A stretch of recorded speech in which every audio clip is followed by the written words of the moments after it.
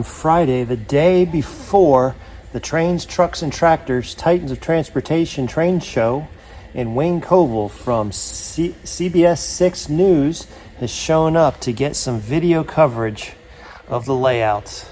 And we're going to take a quick tour and see what he's up to. We're passing the Richmond Area NTRAK and the Richmond Area T-TRAK. There's all the downtown scenes. It's all good. I got the lights coming on. Let me go over there and get cheat sheet. Go set the train.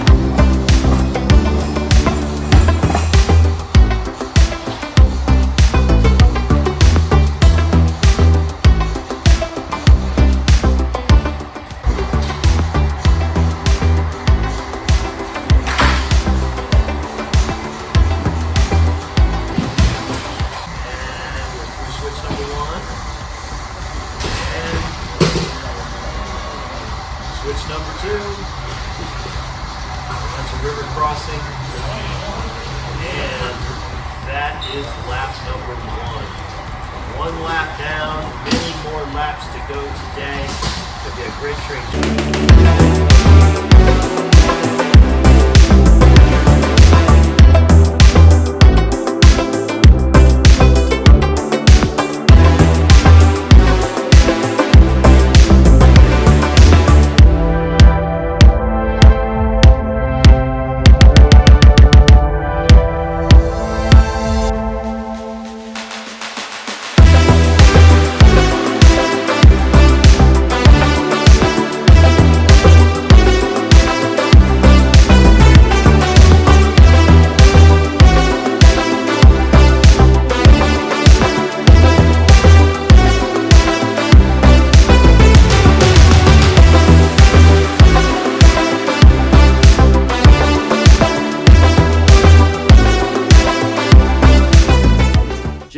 Gadoury coming to you from the Keystone Truck and Tractor Museum, and this is where we are located for the 2024 Trains, Trucks, and Tractors Titans of Transportation train show.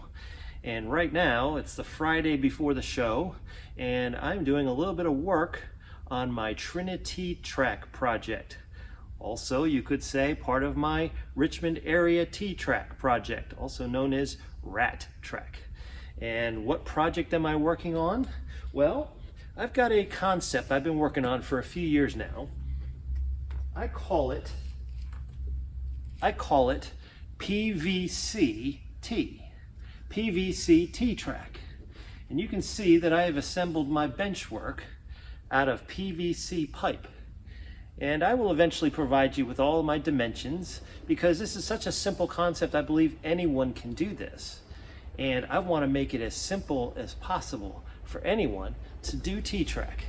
But you will notice that my concept here involves using PVC pipe as furniture grade to make the box bench, on top of which we're going to put, I'm going to remove this. You can see that there is a 1/4 inch sheet of plywood on top and anchored in the corners with screw fasteners. And what are the corners? The corners consist of these 3-way PVC connections with no threads. Actually, I apologize, these particular ones do indeed have threads on the lower facing neck of the junction. And why did I do that? Well, these, at any Home Depot or supply store like Lowe's or whatever, you can actually find sprinkler fittings for a sprinkler system that are designed to fit into this 1/2 inch PVC pipe. And you will notice that these have turning, they're threaded, and these, if you were filling these pipes with water, this is what's known as an end cap. And that end cap is adjustable because of the screw threaded post that goes in there. So effectively what we have here is the ability to easily adjust the height of these tables.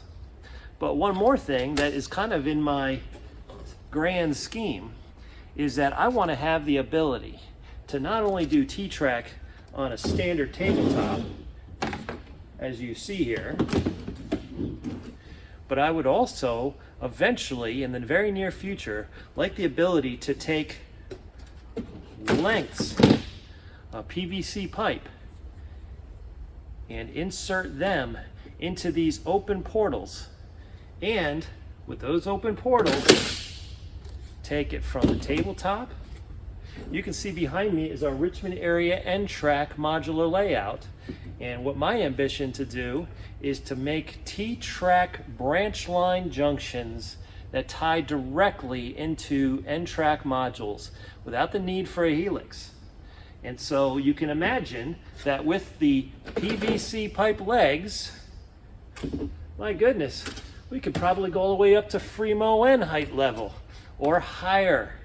And so if we want to be able to have the maximum flexibility with T-TRAK for height and for connectability to any other modular system in which we create a junction to tie in, then I believe that PVC-T is the way to make that happen. And it's eminently adjustable, very affordable. All total with these racks, you could probably make a double, a 2-foot roughly module, size module for about 20 bucks. And I think that's a pretty good deal considering what the marketplace is currently asking for doubles. Now, I have 8, actually I've got 9 of these PVC-T modules, and I have been trying to conceive of a way in which I could easily port those modules fully scenic. And what you see here is another 1/4-inch piece of tempered wood fiberboard. It's got a smooth side and the rough side, and I believe that this material is absolutely perfect for making diorama scenes that you can lift on and lift off onto a T-TRAK module.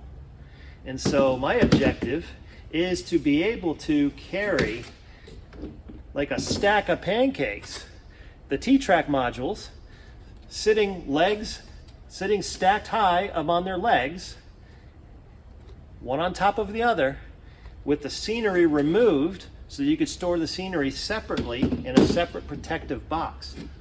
Or with the scenery on, and by the way, over there is our entire T-TRAK layout for this weekend, where all of my other 8 modules are currently installed. So I don't really have a scenic module to demonstrate for you, but this will do.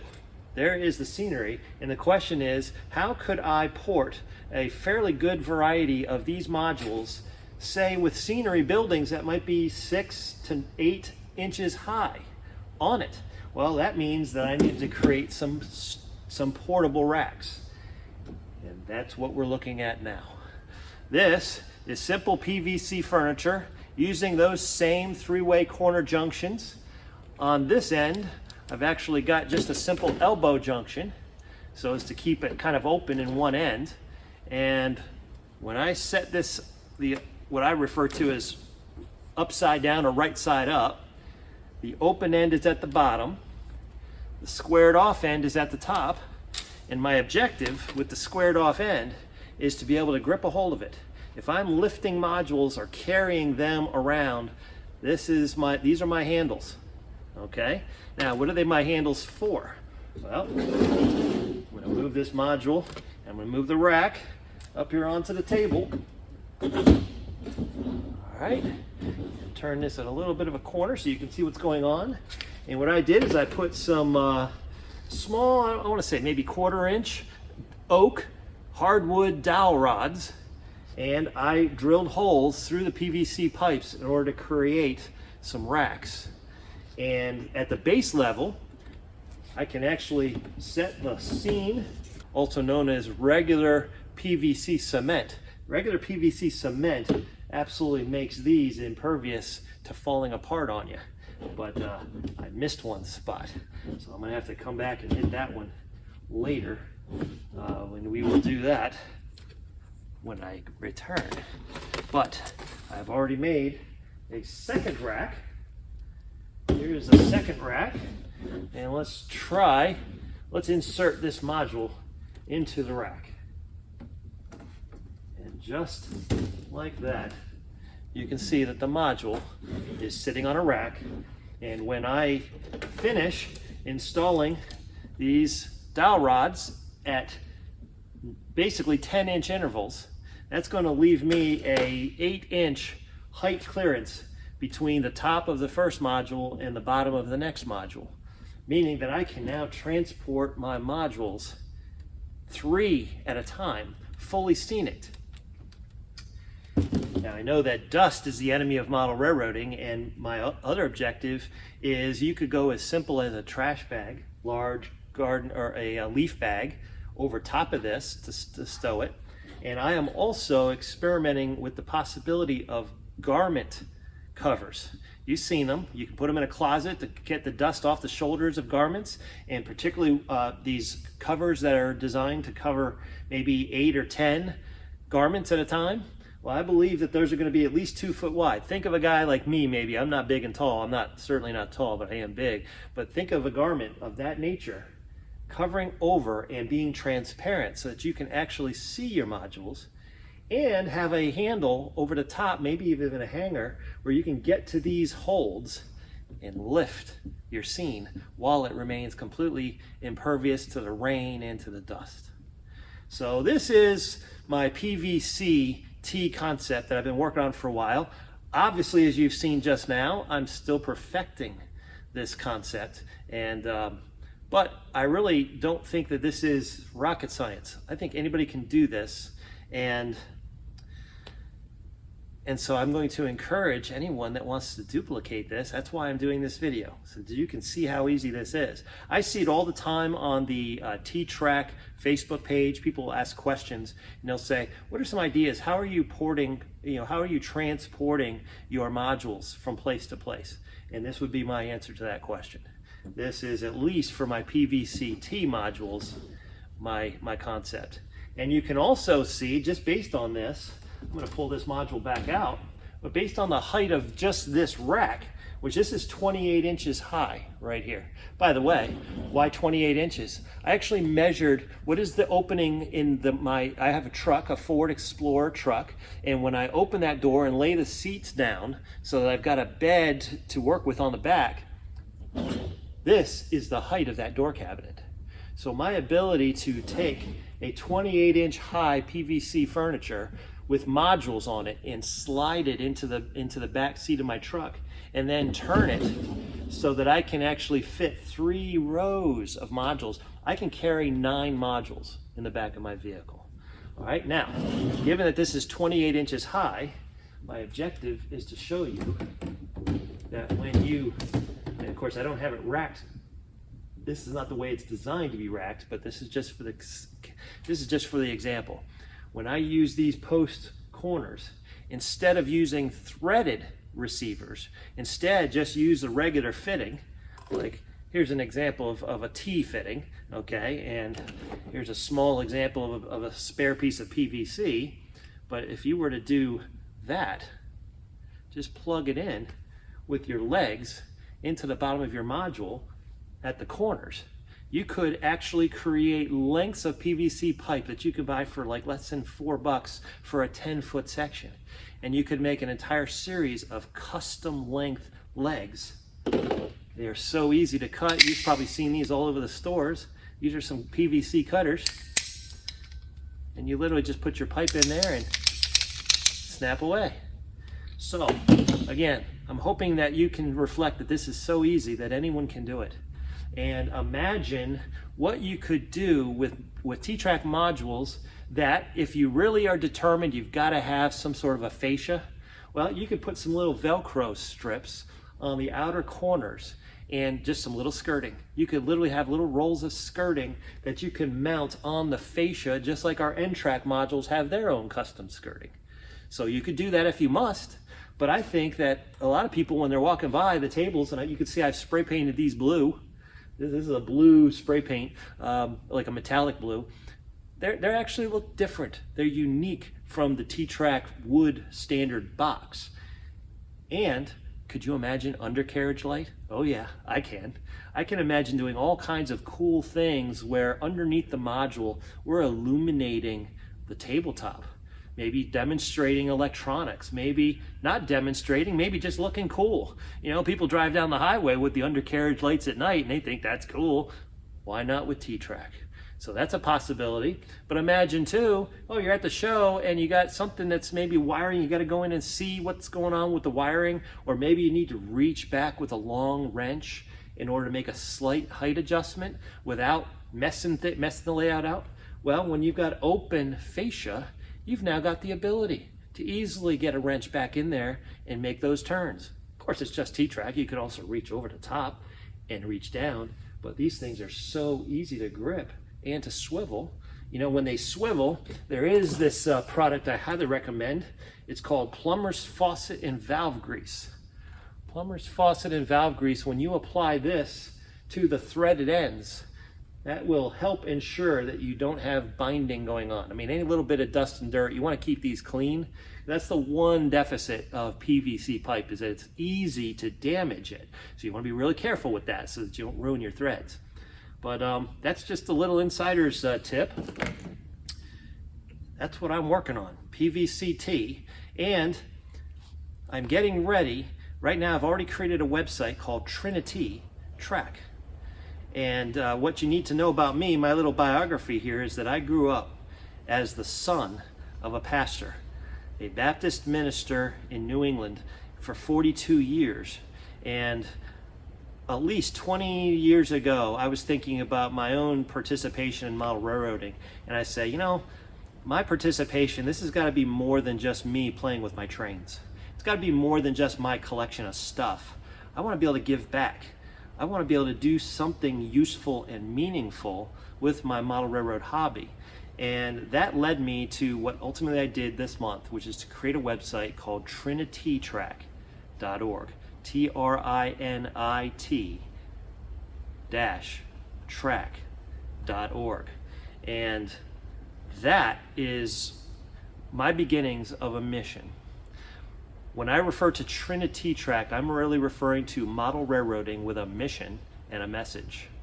And I've got a second subphrase. I like to call it trained to be on track. And so I'm looking forward to doing small group seminars showing folks how they can make their own T-TRAK modules, and insisting that somewhere in their scenery that they insert something that represents the mission and the message, and maybe also little subtle ways of training the next generation to be on track. And so I think this is just my way of giving back. It is going to be the focus of my efforts, which is also why after 4 seasons of the ZoomTRAK, for which I've been serving as the editor, I just got done finishing this month in July 2024, the 46th consecutive episode of ZoomTRAK in post-production. I've invested about 2 to 3 hours minimum per episode. So you can add that up. I've got a lot of time involved. But after 4 years, I like to refer to them as seasons. After 4 seasons of ZoomTRAK and 4 years serving as your NRail YouTube channel producer, I've been the producer of the NRail channel, I fully intend to retire from that role beginning in the month of August. And so we're going to be looking for other folks interested in managing and manipulating videos for the benefit of the NRail N-scale community, because as you can see, my plate is going to be getting really, really full as the founder and proprietor of TriniT-TRAK. And it is a nonprofit organization, so I'm going to invite you to go visit the website. It's currently under construction, but visit the website, and that will allow me to provide you with discrete contact information about how you can get involved, how you can participate, and how we could even collaborate, work together. I think that would be neat too. So, this is J.M. Gadoury signing off for now. We'll see, I might give you a layout tour here at some point. But for today, God bless you. Checking out. Take care. All right, my name is JM, and I am principally the designer and operator of the Richmond Area T-TRAK model railroad display. Here you see my train going past on our T-TRAK modules. T-TRAK stands for tabletop track, and this module in front of you is known as Pilgrim's Farm. And Pilgrim owns the farm, and he is part of a narrative that is described in the entirety of this side of a layout. And I'll try to share with you some of that story as we go. But always works in progress. This farm, we need some animals, and we need some tractors and some other things. They'll get here eventually, but great start here. Now, coming around the corner, we're going to come to University Station.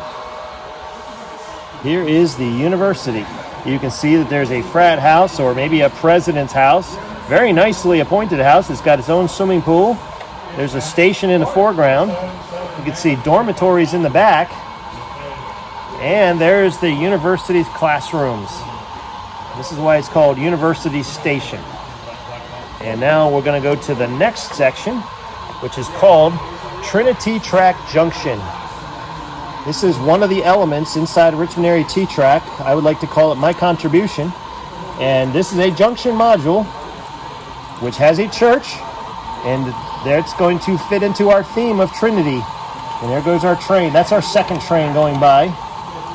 And in the back, we've got something for everyone. If you're not going to stop at the Keystone Grill today, you might as well stop at Denny's and grab yourself some pancakes. It's always a way to start a good weekend day with some breakfast before coming out to the train show. We're actually looking at the back side of another display we'll show you later, but that is called the town of Vanity Fair, and Vanity Fair Festival is going on there. We'll take a look at that festival from the foreground. All right, one of our exhibitors who will be here this afternoon, his name is Peter Schumann, and this is Schumann's River Crossing, one of Peter's most famous displays, and he is a collector of military. He loves to collect Korean War era military equipment. You can see he's got a Quonset hut. It's flickering there. It's almost like there's an arc welder back in there working the torch, and you can see that they are getting prepped to move out. The Army is getting ready to move out with all of their Army displays. There's our train going right past the yard for what Peter calls Camp Custard 2. Peter has actually done a version of Camp Custard not only in T-TRAK but also in NTRAK. I think that's why it's called Camp Custard 2. But you can see he's got everything. Helicopters, tanks, personnel carriers, cannons. It's all here on Camp Custard. Now, Camp Custard is in the town of Custardville. I happen to know Peter told me the story that he named Custardville after an ice cream shop that he really loved a visit when he was in New England many years ago. And he's got the town all lit up, very reminiscent of what a New England town might look like in the late evening. Now, RANTRAK's former president, Bill Lythgoe, also contributed these next two T-TRAK modules, including the RANTRAK Cement Company. And that was a nice job. Bill just put that together. You don't need a lot of time to do T-TRAK. Bill just introduced this module to us this past week. And I think he's done a fantastic job weathering up that building, making it look like it's got age, but yet with the trucks, it's definitely looking like it's in business and it's doing work. And then here is his furniture company. You can see he's got some RF&P boxcars pulled up to the furniture company, and they are busy making tomorrow's furniture. All right, here's a module I added just for the sake of this show. You can see that there is a festival going on here, almost like a field day. Might I say even like a field day of the past? No, it looks like a field day of the present. But out in this field, they've put a locomotive, and they've put a nice little setup of trucks and tractors. So I suppose this is what is known as a money shot. Train, truck, and tractors all in a field on top of the layout. And that's what it's all about. We try to keep to the theme. Now there's a module set I built called Hungry Valley. You can see if you were driving your car down this hill, you're coming down out of the hills down to the Hungry Valley station. They've actually got 2 stations here. And in this little village, which faces out onto that field, we've got lots of restaurant options before you get out of town. Maybe you're thirsty and you just want to run into 7-Eleven for a Slurpee. Or maybe you want a burger and a cheeseburger at Burger King. Or maybe you're in the mood for some pizza. And we have a Pizza Hut. And it looks like we actually have a fly that decided to nest on the Pizza Hut. Look at that. I bet you we can get real close to that fly. See what he's eating on. Haha. Shoe fly. There he goes. All right, now we're coming around to the back side, the last half of the Richmond Area T-TRAK layout. And here we have the town of Trinity. TriniT-TRAK yard is here with TriniT-TRAK station. And in this little town, we could see some restaurants and some little shops emerging, a couple small businesses. Looks like they might have a power plant over here. And they got some coal and something that's steam operated over there. And then a fairly modern looking station that they've got. And going back to their engine service facility back there. And we can never have enough Burger Kings, can we? There's another burger joint. And as we pull into what we're now describing again as the town of Vanity Fair, I believe we've got Vanity Fair East, Vanity Fair West, and then the Vanity Fair Festival. Now the festival has its own station stop. You can see the train platform, and they've got staging where people can walk there at the elevated level. And then there's all kinds of, maybe a dance hall inside that blue building. And behind the blue building, looks like they got a bingo hall or something, and a theater. And then you start to see the beginning of Vanity Fair East, or Vanity Fair West, with lots of shops. And in the background, it looks like they might be right next to the water, because that is a model scene known as Gadoury Seafood. So you can see a seafood plant back there in the docks. We're getting ready to pour the water so that it'll look like a proper ocean front scene where they make seafood. I like that name, Gadoury Seafood. And looks like in the middle of the festival, we also have some bouncy houses and some trampolines and some slides. All the type of stuff that the kids come out and play if you're going to have a hi-ho time. And there's our train about ready to take us past one of the last scenes on this layout. We're going to back up so that we can go by and focus in on it. Go around the power pack. That's our command central where all of our trains are operated from. We'll give you a peek inside that train box. Everybody likes to know how does this stuff run. And here is our DigiTRAK's DCS51, which is the power supply and the controller with our DigiTRAK's systems for Wi-Fi, a PM42 power management unit, and then the little electrical supplies plugged in to a power strip. So that is how we run our trains. And we just cover it up for safekeeping. Now, right behind the power supply is the last module. And, we heard a rumor that if you're not behaving exactly the way they want you to behave in the festival of Vanity Fair, they might send you to jail. And if they had to send you to jail, this is where they would send you, to Vanity Jail. And if you're really bad, if you're an incorrigible criminal in their opinion, they will actually send you to the Doubting Castle. There is Doubting Castle. Now, as soon as I've mentioned the words Vanity Fair and Doubting Castle and Vanity Jail, and you remember that I told you that the story begins at Pilgrim's farm, you know that what I'm actually telling you is the story of Pilgrim's Progress. And Pilgrim took a journey in the book written by John Bunyan in 1678. And he made a tour on the way to a city known as Crystal City. He was originally from the city of Destruction, and there we are looking at his city where Pilgrim began his journey. And unfortunately, along the way, he was tossed into Doubting Castle at Vanity Jail. So this is just an example of how we're using model railroading to tell stories and to keep the narrative alive. So we're going to, with the end of this tour, there again is where we started. We're going to bring this to a close, and we look forward to seeing you in person at this show at the Keystone Truck and Tractor Museum in Colonial Heights.